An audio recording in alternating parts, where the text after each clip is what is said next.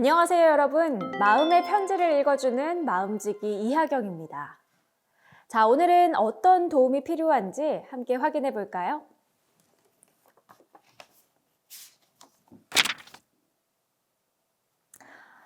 네, 오늘의 편지 내용은 증상의 의미네요. 범죄 피해 후 겪는 증상에는 어떤 것이 있을까요? 내가 혹은 내가 사랑하는 사람이 범죄 피해를 입게 되면 우리는 소위 증상이라 부르는 여러 가지 현상들을 경험하게 됩니다. 먼저 상해로 인한 신체 손상과 통증이 있을 수 있고, 때로는 치료를 마친 이후에도 원인을 알 수 없는 통증에 시달릴 수 있습니다. 만성 두통, 소화불량, 가슴 두근거림 등의 불편감을 겪기도 합니다. 심리적으로는 우울, 슬픔, 무력감, 죄책감, 억울함, 두려움, 불안 등의 감정을 경험할 수 있습니다. 분노와 복수의 감정을 느낄 수도 있고, 침투적으로 밀려드는 사건 관련 기억이나 이미지 때문에 고통스러울 수도 있습니다. 쉽게 잠들지 못하고 잠이 들더라도 이유 없이 깨거나 반복되는 악몽으로 괴로울 수도 있습니다. 밤에 잠을 잘 못 자니 일상의 리듬이 흔들리게 되고 낮에도 집중력이 떨어지고 멍해지기 십상입니다. 무엇보다 기존에 가지고 있던 세상에 대한 믿음이 깨지면서 더 이상 내가 사는 세상, 내 주변의 이웃들이 안전하지 않다는 생각을 하게 됩니다. 범죄 피해 전에는 사람들과 격이 없이 잘 지내던 사람들도 의심하고 경계하면서 혼자 있는 시간이 많아지게 되고, 혹은 피해 사실에 대한 사람들의 과도한 관심 때문에 교류를 피하게 되기도 합니다. 트라우마 사건 후에 이러한 증상을 겪는 것은 자연스러운 현상이며 대체로 시간이 지나면서 점차 회복하게 됩니다. 그러나 범죄 피해를 입은 사람들 중 일부는 외상 후 스트레스 장애 진단 기준에 부합하는 증상을 경험할 수도 있습니다. 외상 후 스트레스 장애는 외상성 사건과 관련된 침습, 사건 관련 자극에 대한 지속적인 회피, 인지와 감정의 부정적인 변화, 과각성, 회리 등을 주요 증상으로 갖는 장애입니다. 다소 이해하기 어려운 개념일 수 있으니 한번 예를 들어 설명해 보겠습니다. 우리가 길을 걷다 사람들이 밀집한 도심 한복판에서 미끄러져 크게 넘어졌다고 한번 상상을 해볼까요?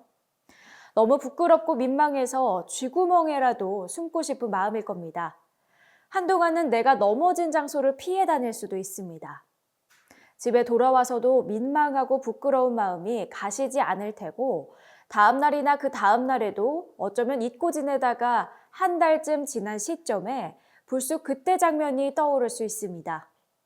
당시에 창피했던 감정도 생생하게 다시 느끼면서요. 사실 길에서 넘어진 일쯤은 인생 전체로 봤을 때 대수롭지 않은 일일 겁니다. 그럼에도 그때의 부끄러운 기억이 원치 않는 시점에 떠올라 재경험 될 수 있습니다. 침습은 이처럼 원치 않는 기억이나 이미지가 내 의지와 상관없이 떠오르는 것을 의미합니다. 막고 싶다고 막을 수 있는 것이 아니죠. 그래서 괴로운 것이고요.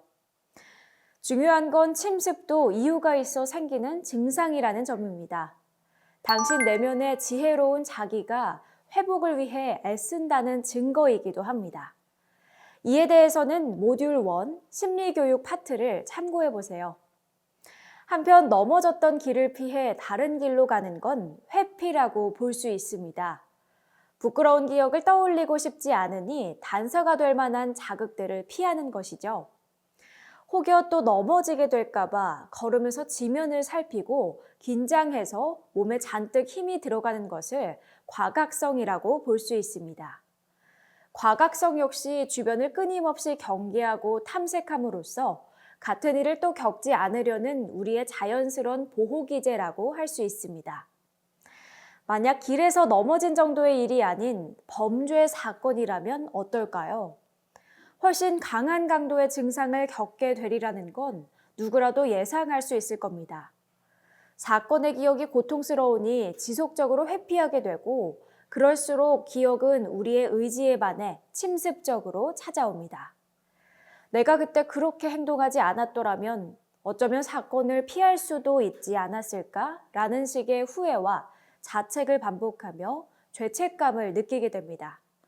감정만 부정적으로 바뀌는 것이 아니라 세상에 대한 인식과 타인에 대한 지각도 자꾸만 부정적으로 바뀌고 불신하게 됩니다. 세상을 보는 시야는 점차 좁아지고 언제 또 그런 일이 닥칠까 불안하기 때문에 늘 긴장 상태에서 몸은 경직되고 호흡도 편안하지 않습니다. 작은 기척에도 잘 놀라면서 이전에 평온한 시절이 있었다는 사실이 아득하게만 느껴집니다. 마지막으로 해리는 무의식적인 방어기제 중 하나로 자신의 몸이나 정신으로부터 분리되는 듯한 경험을 의미합니다. 해리는 외상에 대한 정상적인 반응으로 우리의 대처 능력을 압도하는 재앙에 맞닥뜨렸을 때 우리는 누구라도 해리 될 수 있습니다. 해리는 끔찍한 재앙 앞에서 고통과 공포, 죽을지도 모른다는 느낌을 차단해 주어 우리를 보호해 줍니다. 물론 그렇다고 해리가 좋은 반응이라는 의미는 아닙니다. 그렇지만 애초 해리 반응이 나타날 수밖에 없었던 이유에 대해서는 연민의 시선으로 살펴줘야 합니다. 해리 또한 우리를 보호하기 위해 당시로서는 최선의 선택이었다는 것을요. 회복이 이루어지지 않고 증상이 만성화되면 감정, 사람, 장소 등을 피하면서 점차 나의 반경이 좁아지게 되고 나의 선택도 제한됩니다.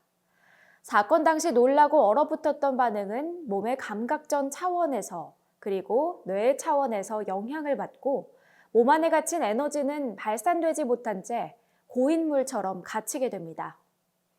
이런 상태가 오래 지속되면 일상적인 생활을 이어가기 어렵고 삶의 활력, 미래에 대한 기대도 점차 하지 않게 됩니다. 다시 예전으로 돌아갈 수 없다는 생각에 낙심하면서 급기야 나의 존재가 빛을 잃어간다고 느끼기도 합니다. 증상은 어떤 의미를 가지고 있을까요?